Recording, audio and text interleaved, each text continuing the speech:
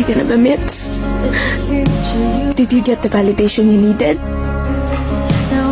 Putang ina. Umpisa pa lang. Alam mo nang nararamdaman ko para kay Duke? Oo. Hindi kita pinagtanggol dahil putang ina. Nasaktan ako. May picture kayo ni Duke na naghahalikan. Pero hindi ka man lang nagpaliwanag. Mitzi, may narinig ka ba sa akin? Wala.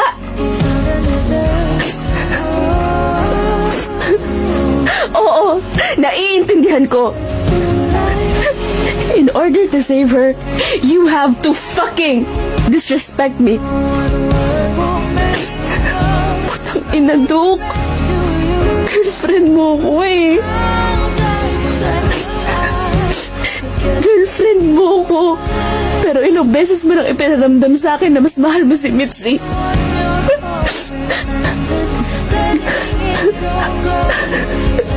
Ayan, napababa mo na.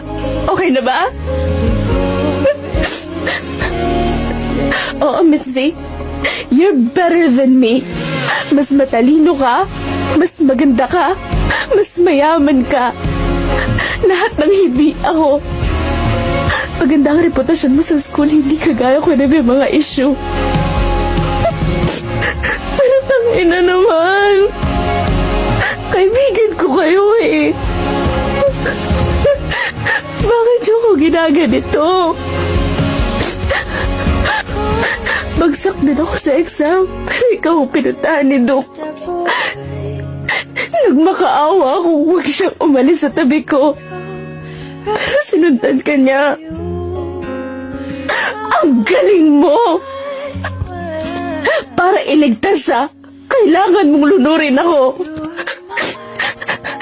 Sa lahat ng tao, Doc, ikaw ang hindi ko inaasahang sasaktan ako ng ganito.